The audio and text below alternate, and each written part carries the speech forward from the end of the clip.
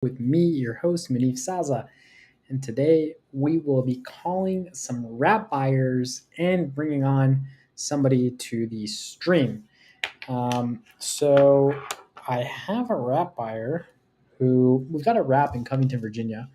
Um, I'm looking to sell this rap, um, sell this property on a wrap. My my initial thought was to sell it for about 60,000 and get uh, a certain interest rate. Say I sell it for 60,000, and I get 10% down, even at like say a 9% interest rate. Say 8.5%. I do 8.5%.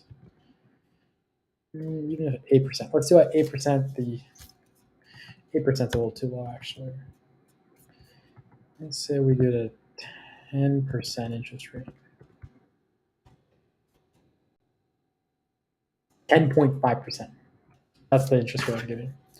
The payments become $493 a month, principal and interest. So that is what I want to sell this wrap at.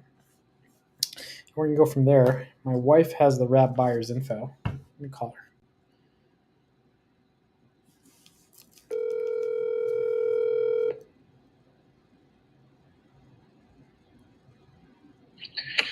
I'm sending it right now. Oh, okay. Thank you, honey. All right. Bye-bye. Thank you. So we're going to call wrap buyer. I haven't sold a wrap yet before. I've talked to a ton of wrap buyers, but I haven't sold one yet. So I'm not exactly sure.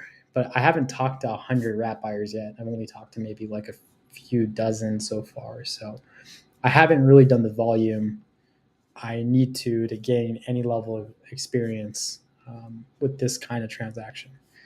My intuition tells me I should probably talk to 1 or 200, maybe 200 wrap buyers before I start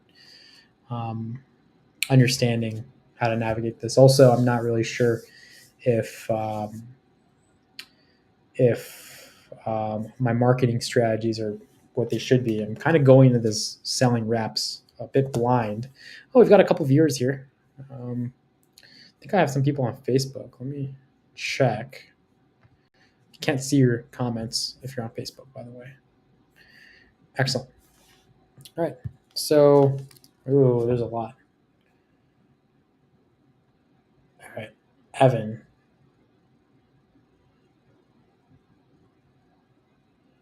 Let's call Evan.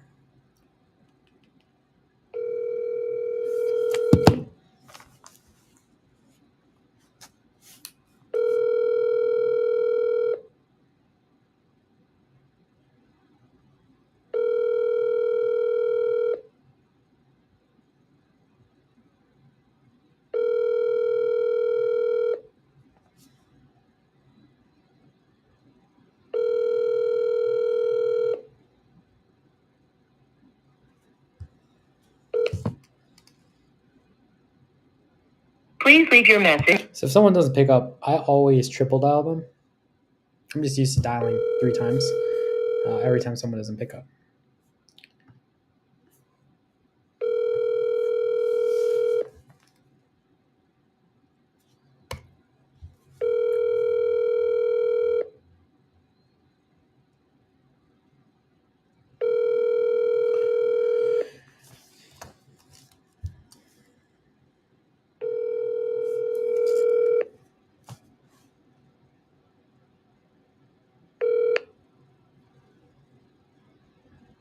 Please leave your message for. Let's dial a 3rd time. And they have iPhones, so I'll leave them a voice memo if they don't pick up the phone on the 3rd dial. That's usually what I do.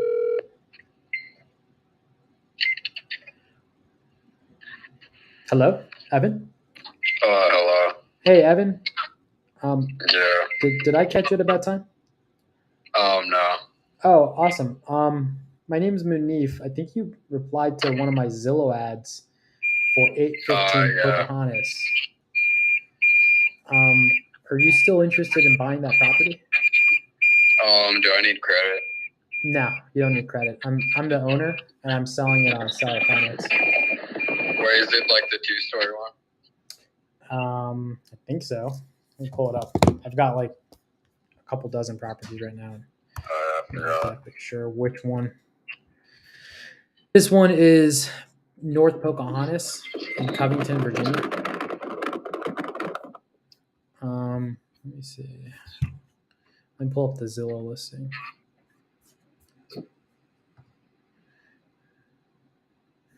Yeah, it's the 2-story one. Yeah, exactly. Oh yeah, can I see the inside of it? I don't think there's like anything inside. What was that? Is there pictures of like the inside of it too? Yeah, I could totally get you photos, but are you looking to buy a home or rent one?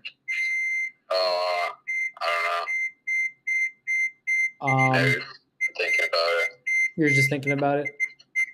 Yeah, but I have the money right now, but I'm thinking still. Okay.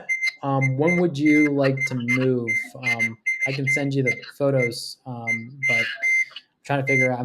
What I'm doing is I'm calling everybody who responded to my Zillow ad because we're looking to sell it on financing, and we're looking to sell it on a payment plan. So the payment plan comes down to I can adjust it based on what people can afford. And different people can only afford different down payments. So some people can afford 10,000 down, so their payments will be a little bit less. Some people can only afford 5,000 down, so I'm going to charge them higher payments. But this is we're selling this on seller financing, so you would be the owner of the property. Yeah, I'll think about it. Okay. How much a month was it again to pay it off? It really depends on what you can put down. So what can you put down the 5,000? You can put down the 5,000. Yeah. All right. If you can put down the 5,000, give me a second. Right? Yeah. Then your payments are gonna be. Your payments are going to be $523 a month to pay it off. Oh, okay. Yeah, I just want to see what the inside looks like too first. Yeah. So I have to disclose to you the inside. It's unfinished. The home is unfinished. We did not finish the renovations. So right. Are you able to fix it yourself? Do you have experience fixing houses? Yeah, I just want to see how messed up it is. Okay. What's the best email for me to send you the photos?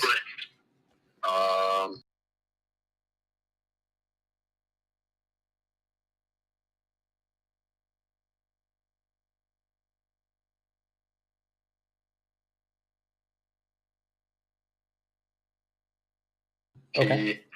Is it P for Peter? Yeah. Okay. 7770.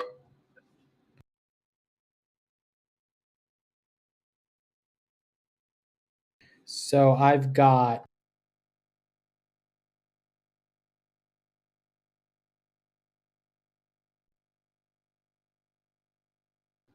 MA.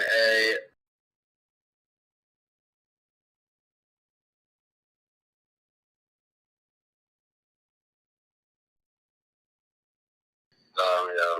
All right, and your name's Evan? Yeah. All right, so what I'll do is I've got iPhone, so you can text me on this number.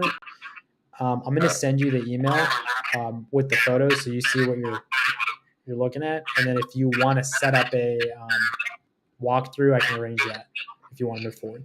All right? All right, yeah, I'll let you know. Excellent. All right, I'm going to send those over within the hour, and I'll shoot you a text message when I sent those over, all right? All right, thank you. All right, thank you, Evan. Talk to you later. Okay. Yeah, bye-bye. So that was my wrap buyer. It was a prospect, and so I've been talking to a lot of these prospects for my wraps, and that's just about how the calls go. I'm not exactly sure if there's sales techniques I should be using or if there's upfront contracts I should be having, but I just gauge what they can do. And I really don't, as far as the down payment, I want 5,000 down for this because our purchase price, we have this on a seller finance ourselves. So we bought this house 1,000 down and $5,000 is the purchase price for us. So if I'm getting 5,000 down from the customer, they're paying off our lender per se, and everything we receive from them in the form of a note is pure cash flow.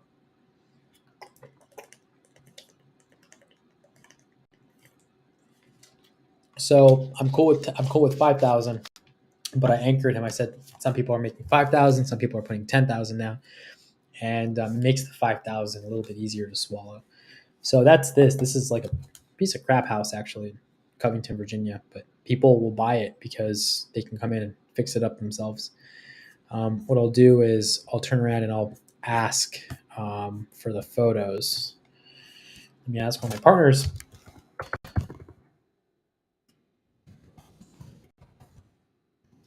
You put the photos in a Dropbox link. Covington. All right. Excellent. So I see a couple people in here. How are you guys? What's going on? What kind of content do you guys want me to do? What kind of content do you want to see here? Do you want to see more seller calls? Do you want to see me talk to wrap buyers? I'm also going to bring people up.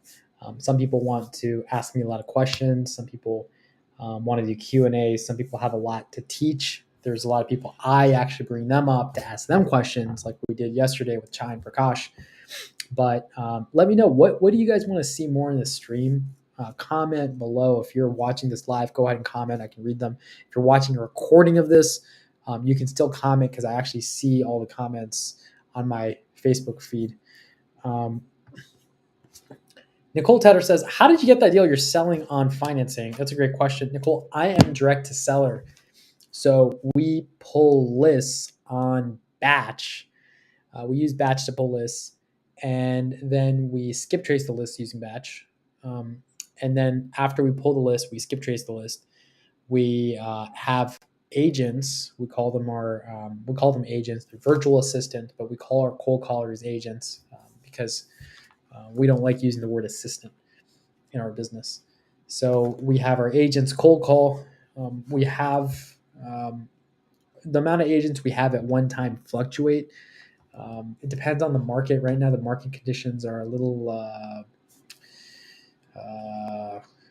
there's a downturn. So we cut back on the amount of agents we have, but it fluctuates. And with good agents, it's a revolving door. So we usually have between 3 to 8 agents at a given time cold calling 40 hours a week.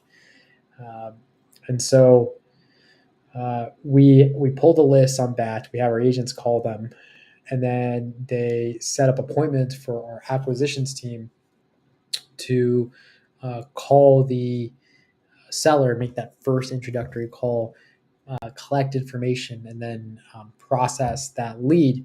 And when I say lead processing, I mean they assign a temperature to that lead. A hot lead, like a super hot lead who's ready to be closed, they usually go for the close on the second call, second or third call. First call is to get information. Second call is to price anchor. And then the third call is really a closing call. We've seen a lot of success with that model. But most leads are not really ready right now. Some of them are tire kickers. Some of them are motivated, but they don't have a realistic price in mind. So 80 to 95% of our leads are put on a follow-up system, and our guys are constantly calling. So this is somebody we've called for a few months now, and he wanted like 20,000 for the house, or 25,000 or something like that. And we actually sent one of our guys over. We actually sent Matt Reichard over. He's a sub 2 student and a good friend of mine, who's also my business partner. in my wholesaling business. So we send Matt over. He's local.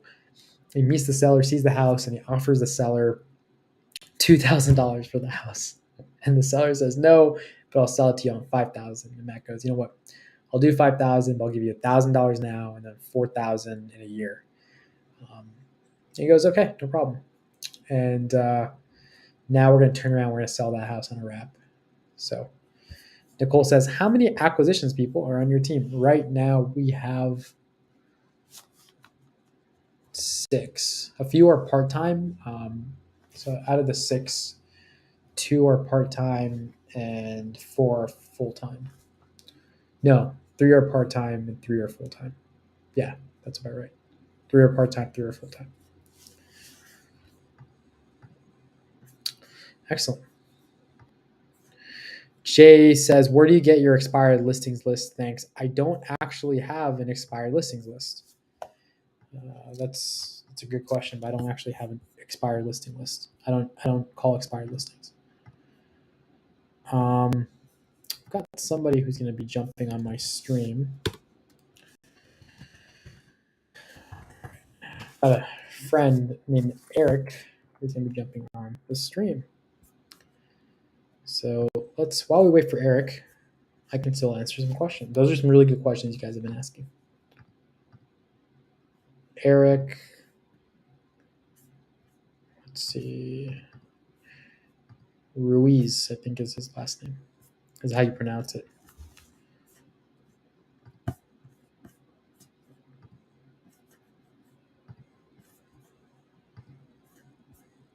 Nicole, you've had some really good questions today. We've got 6 people on Twitch, 6 people on Facebook, and 1 person on YouTube. That's pretty good because I have not promoted or told anybody I'm going to be streaming right now. So that's pretty good. I guess you guys might have your notifications on.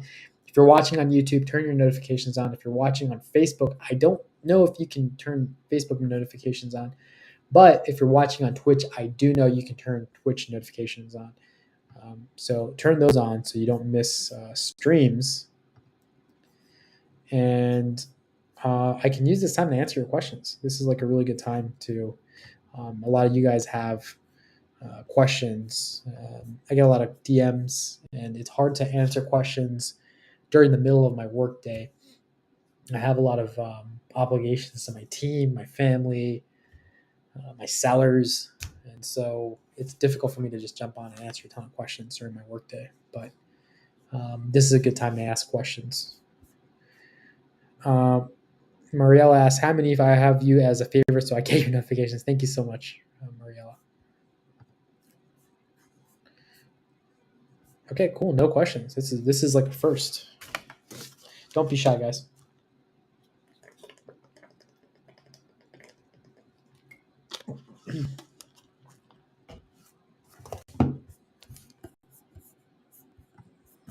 Let's see.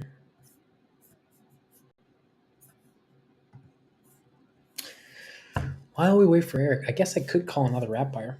No. What do you think of co-host model to get out of the 9 to 5? Simply cash flow purposes.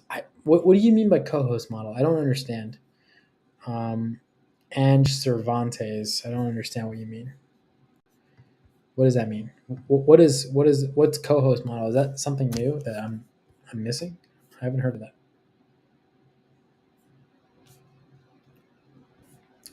Jay says, how many houses do you buy every month? It depends on the month. Since I've started buying houses, I have 30. And when I started, I had 0 investment properties. So now I have 30. So when did I start? So let's take an average. I bought my first house December 2021. So we're in October, so November, December. So it's been about 10 months and about 30. So I buy on average about 3 a month. Co-host Airbnb. I don't know much about co-host Airbnb. My partner does Airbnb. I don't really know much about Airbnb management. That's not my domain of knowledge.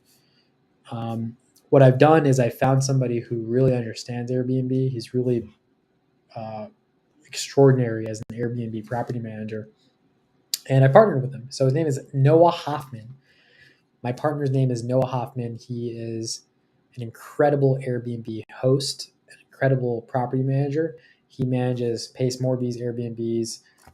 He manages what's the gentleman's name? The guy who used to own Wholesaling Inc.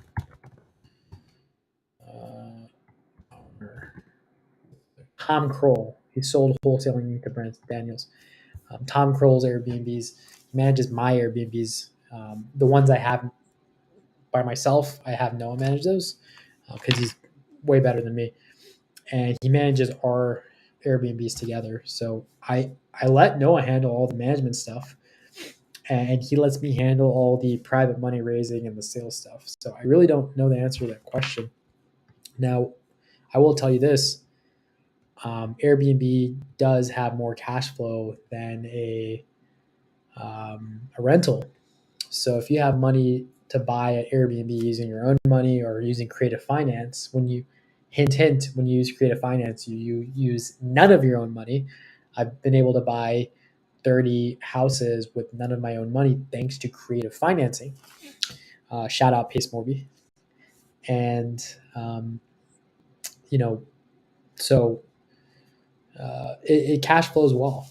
That's my answer. It's Airbnb is a really strong business model to use to cash flow heavy. So I really like it. I actually, out of the 30 units I have, maybe 5 are going to be non-Airbnb houses. So hope that answers that. Jay says, do you do Gator lending? Also, no, I dabbled a little bit into that, and I was like, nah, it's too much work. Gator lending is very involved.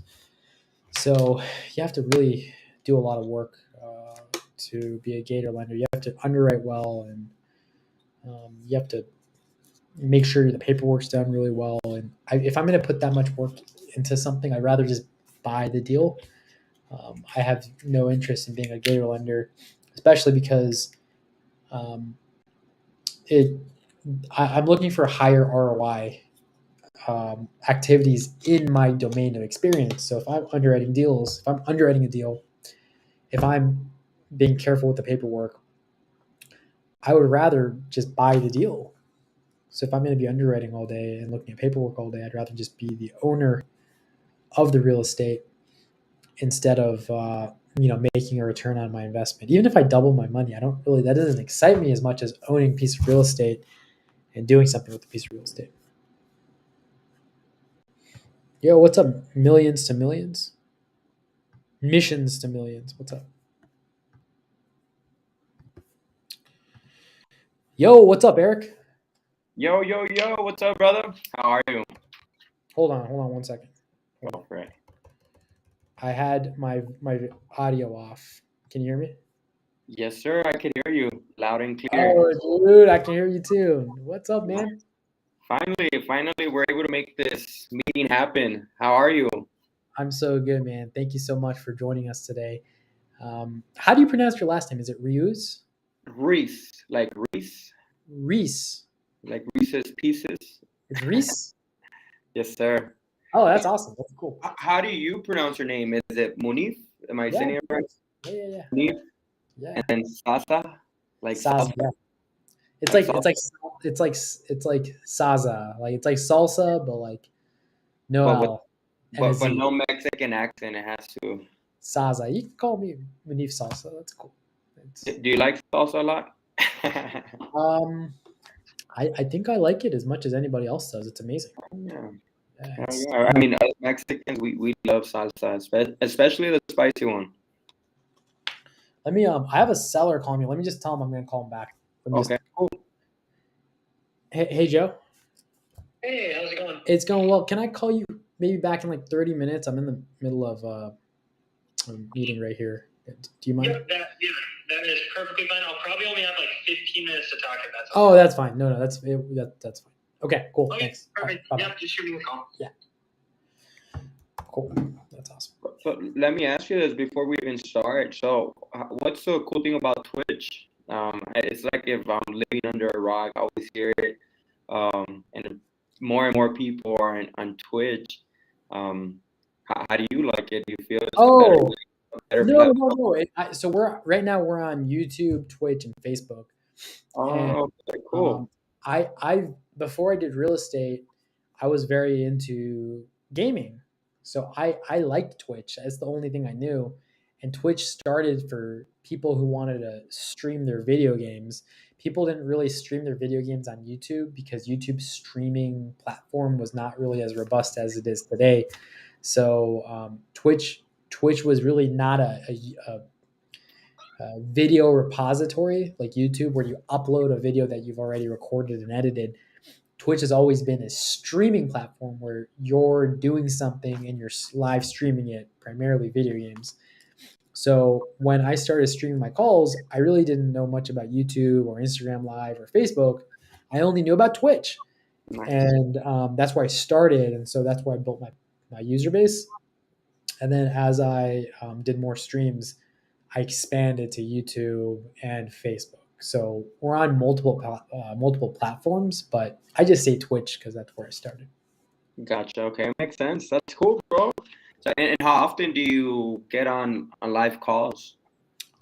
So in the past 4 or 5 months, it's I haven't at all. So I literally just restarted my stream yesterday. I used to back when I started streaming in late summer of last year up until spring of this year. I would stream about once a day. I'd call sellers once a day and consistently talk to maybe 3 or 4 sellers a day and live stream it and give people, people would give me feedback in the chat. They'd go, oh, like, why didn't you say this? Or maybe you should have said this. Or people would take away, gems or something that they liked. They would just take it away. And I would share. The reason this is called the takeaways because I'd call sellers. I would share a takeaway with the viewers and say, look, this call bombed because I messed up here. For example, I remember one of my one of the times I bombed a call and a seller hung up on me, and it's because I made the seller feel bad. They went ahead and they went with another person. I think they listed the property or something, and I was like, hey, are you sure you want to list it? Like blah blah blah. The market's going down, and this was like 6, 7. No, this was a year ago exactly. Actually, this was in October last year. I remember where I was when I did this stream, and I bombed. And there were people watching, and I was like, damn, what did I learn from this? It's like, oh yeah, don't make the seller feel bad about a decision they made. Doesn't really work for anybody. So we call it the takeaway because I share a takeaway after every phone call. That's super cool, bro. Because I mean, I kind of had the idea of going live, but I get super nervous with public speaking. I feel by myself I'm able to make it happen, but I feel first of all it's a way to get out of my comfort zone, do something that scares me, and then second of all, I love how you're saying it. Like you not only do you learn more from the audience and you give takeaways, but yeah, you all grow, we all win, we all learn from each other. So I love that. That's super cool, bro. Yeah, dude, I think there's a huge demand of people who want to watch people in our industry call sellers live. So if you feel like, I mean, you're doing fine, you're public speaking. There's like 10 people here watching us right now. And then this is gonna be recorded, and people are gonna see the recording. So you're doing fine. So I recommend it. Like if that's something that you've thought about, it makes you better as a salesperson when you're calling people live. It makes you better for sure. I'm gonna do it, man. This week I'm gonna jump on it. So Eric Reese, how can I help you, man? Yes, sir. So I know you're one of the top students in the Sub-2 community, so that's why I want to reach out, give you some type of value that I'll skip Trace's list. I'll give it to you, give me some time. That way I'm able to ask you some juicy questions and anything get you want. So good let me results. give everyone some context. I get like 1 million people messaging me a day going, hey, some of the nicer people ask me like, hey, can I meet with you? Can I, get on the phone with you? And it's really nice. It's kind. And sometimes I can, but most of the times I can't get on the phone. But some people are really rude, and they just like write me like 5 paragraphs and like are expecting me to like read a bunch of their problems in their business, and they want free business consultation. So it's tough to respond to those because I've got Idol. you know what I mean. I've got like yeah. I've got a family. I've got a wife. I just recently got married, Congrats. and thank you. And I've got like multiple businesses, and my own team wants my time. Pushing my team to the side a lot. Like I can meet with them certain times because I'm managing my businesses, and there's a lot of work in businesses, as you know, and I've got Airbnbs, and I'm buying these properties, and I got to talk to my lenders, and so I barely make time for my own people. It's hard to then make time for people who are not in my business. It's difficult. So, someone was like, "Hey, Manif, when can we hop on an intro call?" And I was like, "What? What does that mean? What am I doing intro calls with people?" But what I really liked about what Eric did is he's like, "Hey, bro, can you spend an hour with me? What I'll do in exchange is I'll pull a list for you and I'll skip trace it. Just give me the criteria." And you're the first person who actually ever offered to do that. And it's funny because like normally when people are like, "Oh, I'll pay you for your time," or "I'll like do this or that," I'm usually like, "Nah, like I'm really busy." But it's so funny because we were literally in the middle of a meeting when one of my partners was like, "We got to pull a new list. Let's talk about it." And we're looking at different list pulling and skip tracing solutions because one of our preferred vendors increased their prices by a lot. So we're like, oh, like let's look, let's decide, and we've been procrastinating on that decision a bit. And our agents are calling, and they're like, "Hey, our leads are going to run out. We got to pull a fresh list soon." And we've been talking about it, and your message hit at the right time, and I was like, "Ooh, that's juicy! Like we can just this buys us more time before we have to make a decision. We can give our agents something that people to call."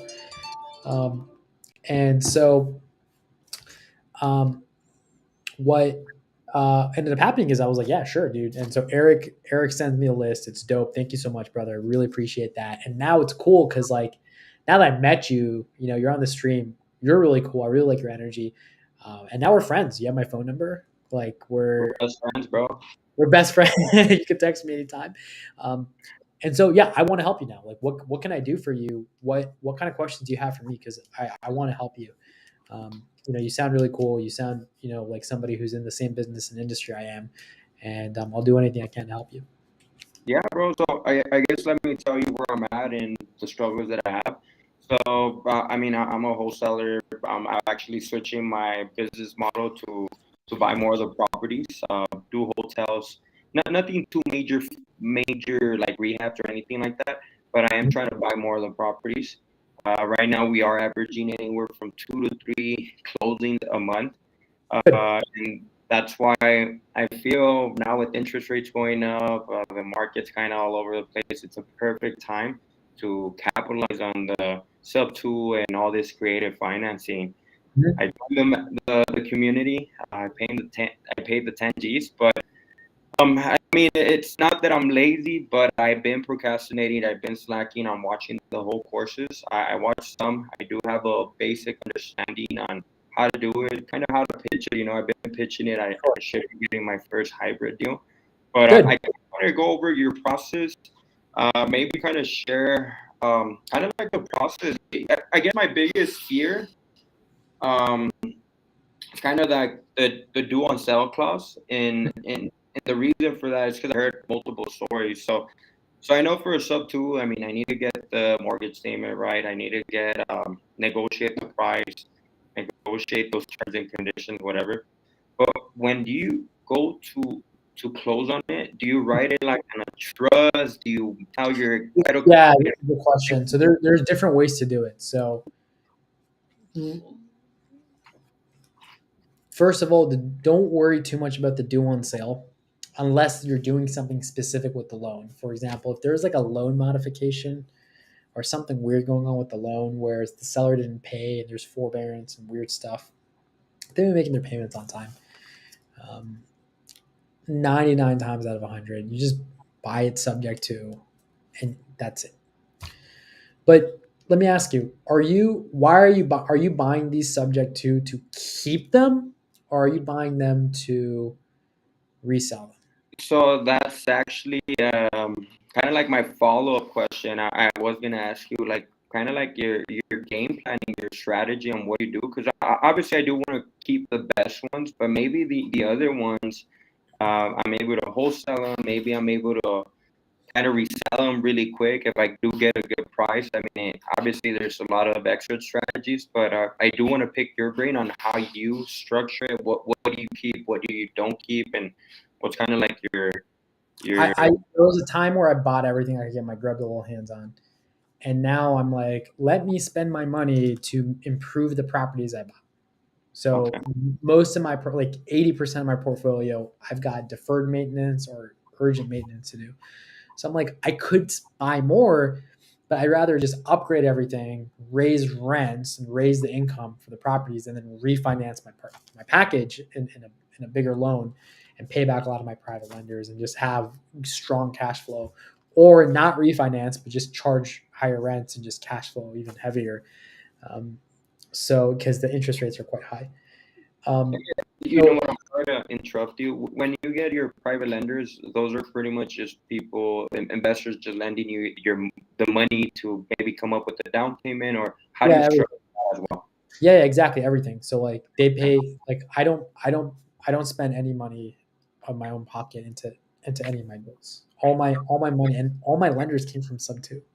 So That's you're incredible. not just in a mentorship, you're in a community of investors. In the mentorship you're in, there's 6,500 people in Sub Two in this mentorship. The average Sub Two student has $60,000 of capital to invest. So if I were you, Eric, I would be making a ton of friends.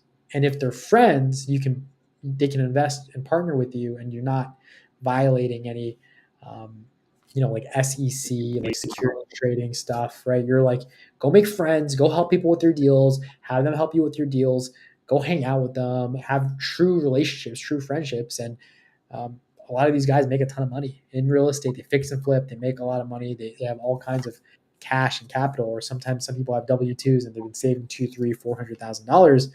And you might know that, and maybe they're doing a deal, but then maybe they have a huge liquidation of that. They sold something, have a ton of cash. They don't know what to do. You're like, hey, give me a 3-year loan on $100,000 for this house. Yeah, no problem, Eric. Here you go.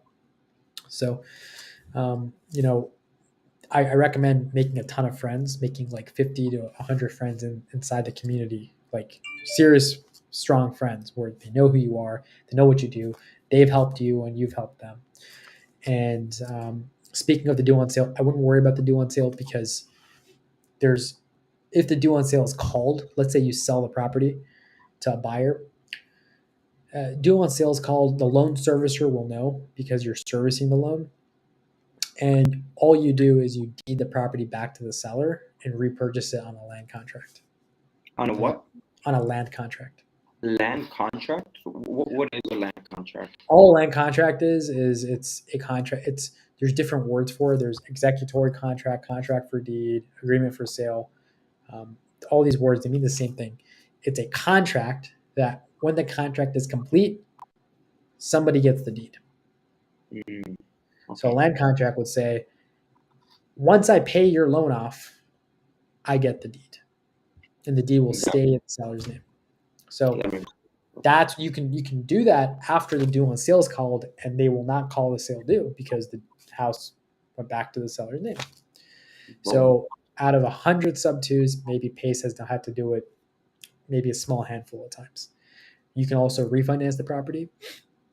You can also buy the property in a land trust. Some people teach that.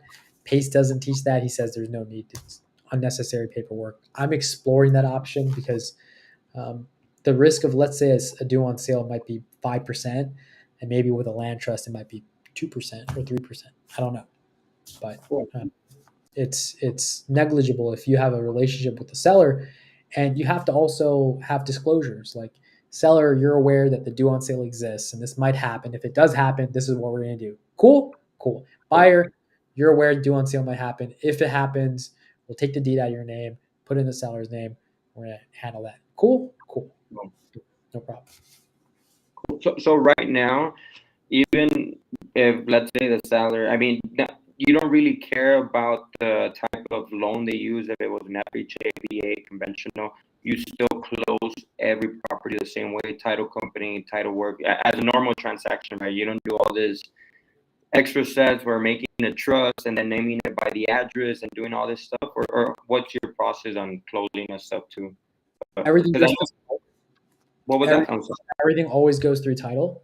Okay. And I use a transaction coordinator on every single creative deal I do. So my wife is a TC. She charges $850 up front, and she'll handle all the paperwork to protect you, to protect your business for now and the future. So there's things like limited power of attorneys, addendums, disclosures. You have access to all that paperwork, by the way, because you're in the mentorship. But she uses that paperwork, which is made to protect you. So, for example, let's say your seller 2 years down the road notifies the bank of the due on sale. Hey, Mr. Bank, um, you know what? I'm not super happy with Eric. I sold him the house. Now the bank is going after the house. You can claim up to $50,000 in damages against your seller.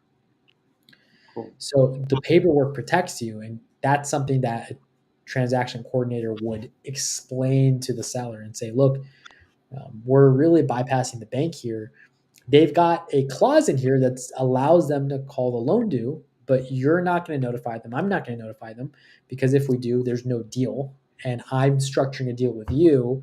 So here's the rules we're agreeing to if we do this deal. And that's what a TC will explain to your seller.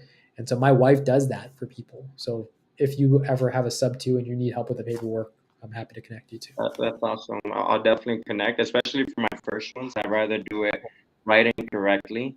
So definitely I'll reach out. What's kind of like your buying, or what would you recommend me doing? Like, I mean, obviously, like, what was like your initial buying box? Yeah, I know obviously for sub two or hybrid, it needs to be cash flowing. Would you buy any property that's cash flowing, or? It was, and that was stupid. That was stupid. Because now, as I've done a little bit more, like learn through my mistakes, pick a market or two where you've got resources, you've got contractors, you've got realtors, you've got resources that can do things to help you if things go sideways, and you've got boots on the ground, you've got leverage in those markets, and or even maybe it's your backyard. I don't know, or you've got partners who live there. If you just buy houses that are cash flowing sub two and that's it, it's like something goes wrong, you're gonna have to go find those resources. If you're at a point, are you at a point right now where your wholesaling business is not only paying for your lifestyle, but is actually bringing you savings to like build? Okay, good. What I would do now is I would actually not buy, and this is just up to you. I would not buy rentals right now necessarily, unless the interest rates are amazing.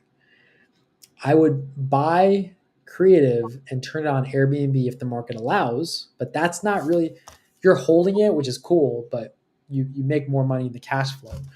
The rentals cash flow is kind of limited, so it's hard to adjust unless you're making a ton of money. Like my friend is really smart. He wholesales and he makes hundreds of thousands of dollars a month wholesaling, and his rule is everything above 200,000 a month, I buy rentals with. And if I'm not making over 200,000, I'm not buying any rentals. That's really smart. And I love that. But rentals, the challenge is the cash flow is low. And if you have to fix something, it eats into your entire year's worth of money. So one of my friends says he's not rich enough to buy rentals. What's his name, if you don't mind me asking? Who's doing the one from 200? Oh, so that's Don Rich. He's doing 200. He's in sub two. He's in the mentorship. He's actually like pretty active. I think he's more active now. He's doing 200 plus a month, and he told me that, and so that makes sense. I'm like, that's really smart. I'm not buying rentals with private money. I'm buying multifamily now with private money, or I'm buying properties on creative right now and then selling them on owner finance. And that's cool because I get to create equity out of thin air, and I'm getting interest on the equity I created. So I was talking to a wrap buyer just before you called.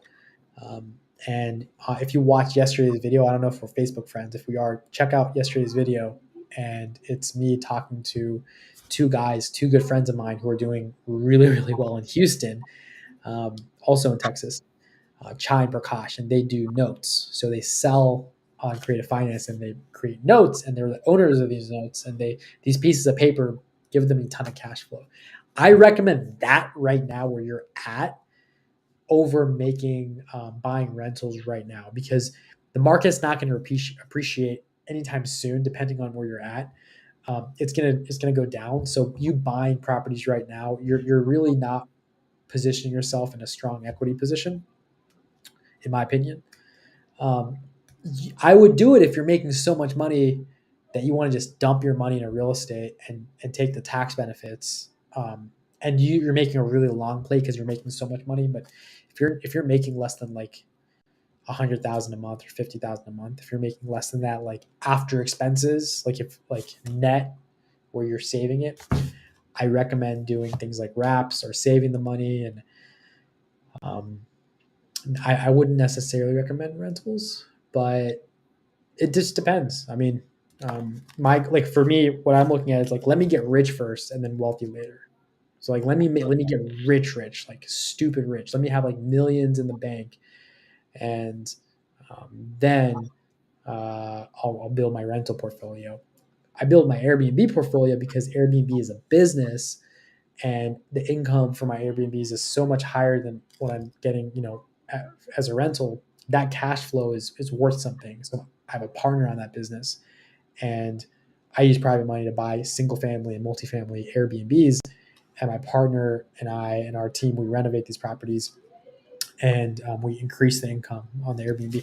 I actually am late for a call for one of my meetings with my partners.